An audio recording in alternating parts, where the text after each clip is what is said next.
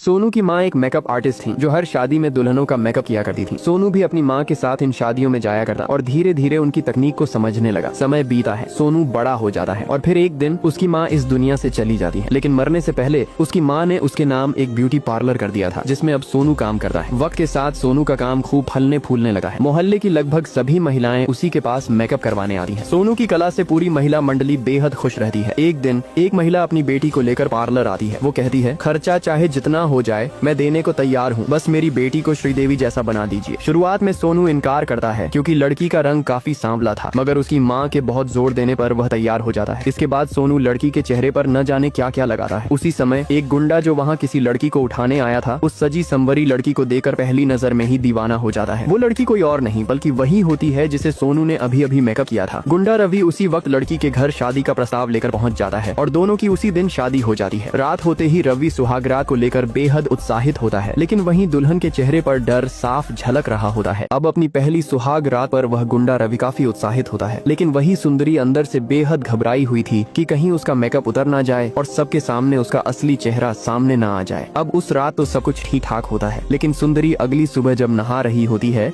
नहाते वक्त उसका मेकअप पूरी तरह उतर जाता है। इसके बाद जब सुंदरी अपने सास ससुर को चाय देने आती है तो सभी चौंक जाते हैं कि भाई तुम कौन हो, और अब सुंदरी रवि के सामने सारी सच्चाई बता देती है, जिससे गुस्से में आकर रवि उस सोनू के पार्लर पर अपने गुंडे भेज देता है जिसने सुंदरी का मेकअप किया था। रवि के गुंडे पार्लर में तोड़फोड़ करते हैं और साथ ही सोनू की जमकर पिटाई भी करते हैं क्योंकि सोनू ने ही उस लड़की का ऐसा मेकअप किया था। अब अगले दिन सोनू न्यूज पर देखता है कि एक पुलिस वाले ने उसे झूठे इल्जाम में फंसाकर उसके खिलाफ अरेस्ट वारंट जारी करवा दिया है। न्यूज देखकर सोनू के दोस्त उसे सलाह देते हैं कि वो फौरन अंडरग्राउंड हो जाए वरना पुलिस उसे पकड़ लेगी, लेकिन सोनू कहता है, मेरा मेकअप किस दिन काम आएगा? मेरी माँ बचपन से मुझे लैला कहा करती थी, तो अब लैला बनने का वक्त आ गया है। फिर सोनू अपने मेकअप का कमाल दिखाता है और सीधे राखी सावंत बन जाता है। दोस्तों, अब सोनू ऐसा जबरदस्त मेकओवर करता है कि क्या ही कहें। वो एक खूबसूरत लड़की बन जाता है और अपना नाम रख लेता है लैला। उधर सुंदरी रुस्तम के घर में अपने पैरालाइज ससुर की सेवा करती रहती है। रुस्तम अपने पापा पर बहुत गुस्सा होता है, इतनी अच्छी लड़कियों को ठुकराकर आखिर में ये दिला दिया। मुझे तो गोरे रंग से ही मोहब्बत थी, लेकिन आप लोगों को जांच पड़ताल तो करनी चाहिए थी। रुस्तम की माँ तब दोनों बाप बेटे को समझाती है। वो गौस्से में पार्लर बंद कराने पहुंचता है, लेकिन लैला को देखकर उसके होश उड़ जाते हैं। दिल और दिमाग दोनों डोल जाते हैं। उल्टा लैला उस पर फ्लर्ट करती है। ऐसे बॉडी बिल्डर तो मैंने आज तक नहीं देखे। मैं तो तुम्हें ही ढूंढ रही थी। सच बताऊं, तुम्हें देखकर कुछ कुछ होने लगा है। क्यों ना तुम ही मेरे पार्लर की ओपनिंग करो और पहले कस्टमर बनो। रुस्तम अपने घमंड में खुद को रोक नहीं पाता और लैला जो भी कहती है वो करता चला जाता है। अब घर लौटते वक्त रुस्तम अपनी माँ से कहता है, माँ मुझे प्यार हो गया है, सच में प्यार हो गया है। ये सुनते ही उसकी माँ गुस्से में चाकू लेकर उसके पीछे दौड़ती है। एक बार शादी की थी तूने और अपने बाप को पैरालाइज करवा दिया, दोबारा शादी की तो मेरी लाश देखेगा। रुस्तम डर के मारे अपने बेडरूम में छुप जाता है। तभी सुंदरी बाहर आती है और रुस्तम की माँ से कहती है, ऐसा मत कीजिए, आप अपने बेटे को दुखी देखकर खुश नहीं रह सकेंगे। अगर उसे किसी से प्यार हो गया है